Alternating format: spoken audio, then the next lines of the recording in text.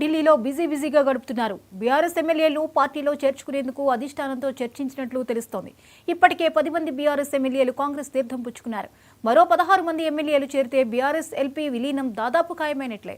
అయితే కాంగ్రెస్లో చేరేందుకు కొంతమంది బీఆర్ఎస్ ఎమ్మెల్యేలు 2 లేదా 3 మంత్రి పదవులు ఇవ్వాలని కండిషన్లు పెట్టినట్లు సమాచారం.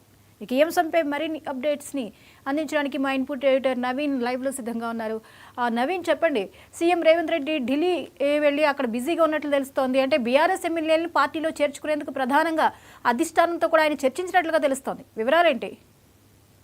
ఖచ్చితంగా అంటే దాదాపు 2 రోజుల పాటు రేవంత్ రెడ్డి ఢిల్లీలోనే ఉండేటువంటి అవకాశం కనిపిస్తున్నాయి. ముఖ్యంగా మల్లికార్జున ఖర్గేతో పాటు ఇటు రాహుల్ గాంధీ, సోనియా గాంధీతో కూడా వీరు భేటీ అయ్యేటువంటి అవకాశం కనిపిస్తుంది. అయితే మొన్న వారం 10 రోజుల క్రితమే రేవంత్ రెడ్డి ఢిల్లీ కూడా వెళ్ళడం జరిగింది. అక్కడ కేసీ వేణుగోపాల్తో కూడా చర్చించారు. రాష్ట్రాలకు సంబంధించినటువంటి అంశాలతో పాటు ఈ సర్వే సంబంధించినటువంటి అంశాలపై కూడా చర్చించారు. కానీ నిన్న సడన్గా ఢిల్లీ కూడా వెళ్ళడం జరిగింది. రాహుల్ గాంధీ సంబంధించినటువంటి అపాయింట్మెంట్ ఒకే ఖరారైనటువంటి నేపథ్యంలో వీరు రాహుల్ గాంధీ తోటి చర్చించినందుకు కూడా వారు ఢిల్లీ కూడా వెళ్ళినట్టు కూడా కొంత సమాచారం కూడా ఉంది. దాంతోపాటు రాష్ట్రం సంబంధించినటువంటి అంశాలతో పాటు ఇటు రాహుల్ గాంధీ తోటి పెద్ద ఎత్తున తెలంగాణలో సభ ఏర్పాటు చేయాలని చెప్పేసి కాంగ్రెస్ అధిష్టానం కూడా ఒక నిర్ణయం కూడా తీసుకోవడం జరిగింది. ఈ నేపథ్యంలోనే ఆ సభకు సంబంధించినటువంటి అంశాలపై కూడా ఇటు రాహుల్ గాంధీ తోటి రేవంత్ రెడ్డి చర్చించేటువంటి అవకాశం కనిపిస్తుంది. దాంతోపాటు రాష్ట్రం ఉన్నటువంటి తాజా రాజకీయ సంబంధించినటువంటి అంశాలపై కూడా వారు రాహుల్ గాంధీ తోటి కూడా చర్చించేటువంటి అవకాశం కనిపిస్తుంది. ముఖ్యంగా బీఆర్ఎస్ పార్టీకి సంబంధించినటువంటి ఎమ్మెల్యేలు అంటే బీఆర్ఎస్కి దాదాపు 38 మంది ఎమ్మెల్యేలు ఉంటే దాంట్లో 10 మంది వరకు కూడా వారు కాంగ్రెస్ పార్టీలో కూడా చేరడం జరిగింది. ఆ ఫిరాయింపులు వారిపై చర్యలు తీసుకోవాలని చెప్పేసి ఒకవైపు బీఆర్ఎస్ పార్టీకి సంబంధించినటువంటి నేతలు కూడా వారు హైకోర్టును కూడా అప్రోచ్ కావడం జరిగింది. అక్కడ నుంచి నేరుగా సుప్రీంకోర్టు కూడా అప్రోచ్ అయ్యారు. కానీ సుప్రీంకోర్టు కూడా ఇటు అసెంబ్లీ స్పీకర్ కూడా వారు సీరియస్గా చెప్పడం జరిగింది. ఎందుకు నోటీస్ ఇవ్వట్లేదు, ఎందుకు దానికి సంబంధించినటువంటి సమయం ఎందుకు పడుతుందని చెప్పేసి కూడా సుప్రీంకోర్టు చెప్పినటువంటి నేపథ్యంలో వెంటనే స్పీకర్ కూడా వీరికి 10 మంది ఎమ్మెల్యేలు కూడా వారు నోటీస్ కూడా ఇవ్వడం జరిగింది. ఖచ్చితంగా వారు 10 రోజుల్లోనే సమాధానం చెప్పాలి, లిఖితపూర్వకంగా సమాధానం చెప్పాలని చెప్పేసి కూడా వారు కూడా తెలపడం జరిగింది. దాంతోపాటు సుప్రీంకోర్టులో దీనికి సంబంధించినటువంటి అంశంపై విచారణ ఉన్నటువంటి నేపథ్యంలో సుప్రీంకోర్టు తీర్పు ఏ విధంగా ఉండబోతుందని చెప్పేసి కూడా ఇప్పటికే న్యాయ నిపుణులతో కూడా ఇటు కాంగ్రెస్ పార్టీలో ఉన్నటువంటి ముఖ్య నేతలందరూ కూడా ఒకవైపు చర్చిస్తున్నారు. దాంతోపాటు మరోవైపు రేవంత్ రెడ్డి కూడా మరొక స్కెచ్ కూడా వేస్తున్నట్టు కూడా తెలుస్తుంది. అంటే మొన్నటి వరకు జరిగినటువంటి సమావేశం అంటే కాంగ్రెస్ పార్టీలో ఉన్నటువంటి దాదాపు 15 నుంచి 20 మంది ఎమ్మెల్యేలందరూ కూడా ఒక హోటల్లో సమావేశం అయ్యారు. ఒక మంత్రిపై కూడా ఫిర్యాదు చేసేందుకు కూడా వారు సిద్ధమైనటువంటి పరిస్థితి నెలకొంది. దాంతోపాటు ఢిల్లీ అధిష్టానం కూడా ఆ మంత్రిపై కూడా వారు ఫిర్యాదు కూడా చేయడం జరిగింది. దీనికి కౌంటర్గా ఎర్రబెల్ దయాకర్ కూడా కొంత ఘాటైనటువంటి వ్యాఖ్యలు చేశారు. అంటే రేవంత్ రెడ్డి ప్రభుత్వాన్ని గద్దదించేందుకు ఇవంతా కూడా సమావేశాలు జరుగుతున్నాయి, అందులో ఉన్నటువంటి ఎమ్మెల్యేలే వారు సఖ్యంగా లేరని చెప్పేసి కూడా ఇటు ఎర్రబెల్లి దయాకర్ కూడా చెప్పడం జరిగింది. దాంతోపాటు మరోవైపు ఇటు రేవంత్ రెడ్డి వేసినటువంటి స్కెచ్ ఇది చాలా పొలిటికల్ టర్న్గా మారేటువంటి అవకాశం కనిపిస్తుంది. ఎందుకంటే ఇప్పటికే అనేక మంది కూడా ఇటు విశ్లేషకులు కావచ్చు, ఇంకా చాలామంది ఈ అంశాలపై కూడా చర్చలు కూడా జరుపుతున్నారు. రేవంత్ రెడ్డి సంబంధించినటువంటి వ్యూహాలు కావచ్చు, వారు తీసుకున్నటువంటి నిర్ణయాలు అనేది చాలా డిఫరెంట్గా ఉంటున్నాయి. ఎందుకంటే 10 మంది ఎమ్మెల్యేలు ఇప్పటికే కాంగ్రెస్ పార్టీ చేరినటువంటి ఎమ్మెల్యేలు ఇబ్బంది పడుతున్నారు కాబట్టి బీఆర్ఎస్లో ఉన్నటువంటి మిగతా కొంతమంది 16 మంది ఎమ్మెల్యేలను కూడా తమ పార్టీలోకి చేర్చుకునేందుకు కూడా వారు సిద్ధమవుతున్నట్టు కూడా తెలుస్తుంది. ఈ అంశాలపై కూడా ఢిల్లీ అధిష్టానంతో రేవంత్ రెడ్డి చర్చించేటువంటి అవకాశాలు ఉన్నట్టు కూడా తెలుస్తుంది. ఎందుకంటే ముఖ్యంగా 16 మంది కూడా తమ కాంగ్రెస్ పార్టీలోకి వస్తే ఇటు 2/3 మెజారిటీ తోటి ఇటు పార్టీ బీఆర్ఎస్ పార్టీ కాంగ్రెస్లోకి విలీనమయ్యేటువంటి అవకాశాలు ఉన్నటువంటి నేపథ్యంలో ఈ అంశాలపై కూడా వారు చర్చలు కూడా జరుపుతున్నట్టు కూడా తెలుస్తుంది. ఇటీవల కాలంలోనే కాంగ్రెస్ పార్టీకి సంబంధించినటువంటి కొంతమంది ఎమ్మెల్యేలు కూడా చెప్పారు, బీఆర్ఎస్ పార్టీకి చెందినటువంటి ఎమ్మెల్యేలు ఖచ్చితంగా తమ పార్టీలోకి చేరబోతున్నారు.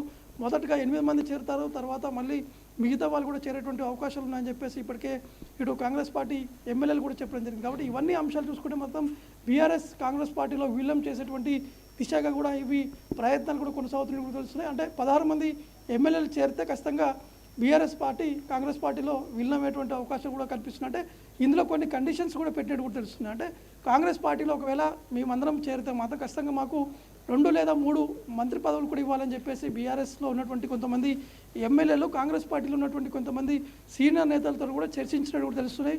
దీనికి సంబంధించినటువంటి వారికి కొంత అష్యూరెన్స్ కూడా ఇచ్చినట్టు కూడా తెలుస్తుంది.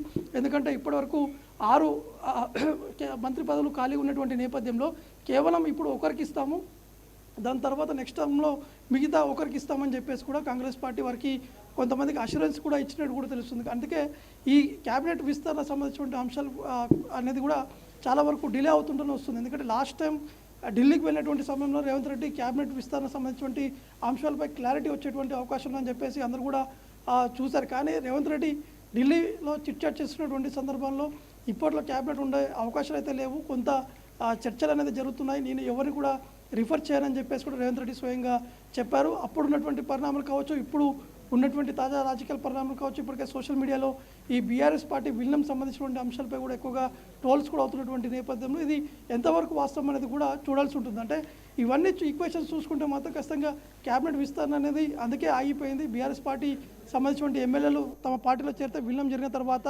వారికి ఇవ్వాల్సినటువంటి ఒక మంత్రి పదవి కూడా ఇచ్చేసిన తర్వాత తమకి ఎటువంటి చిక్కులు ఉండవని చెప్పేసి కూడా కాంగ్రెస్ పార్టీ అధిష్టానం కూడా ఈ ఆలోచనలు కూడా ఉన్నట్టు కూడా తెలుస్తుంది. అంటే నవీన్, ఇప్పుడు కాంగ్రెస్లో చేరడానికి ఎవరైతే బీఆర్ఎస్ ఎమ్మెల్యేలు కండిషన్స్ పెడుతున్నారో ఈ కండిషన్స్ అన్నిటికీ కూడా అధిష్టానం, కాంగ్రెస్ అధిష్టానం సుముఖంగానే ఉంది అనుకోవచ్చా? దీని మీద ఒక క్లారిటీకి వచ్చేసినట్టేనా?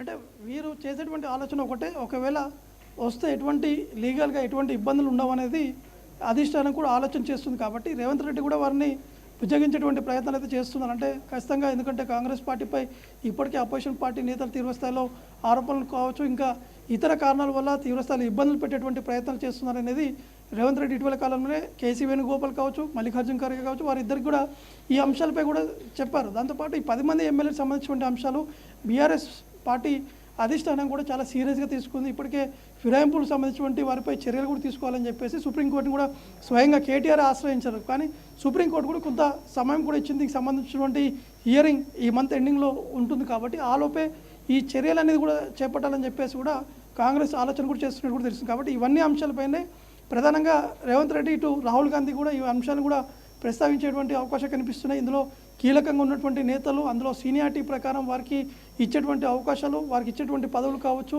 ఇంకా కాంగ్రెస్ పార్టీలో చాలా వరకు ఆ పదవులు కూడా ఖాళీగా ఉన్నాయి. కాబట్టి అవి వారికి కన్విన్స్ చేయాలనే దిశగా కూడా రేవంత్ రెడ్డి ఆలోచన కూడా చేస్తున్నట్టు కూడా తెలుస్తుంది.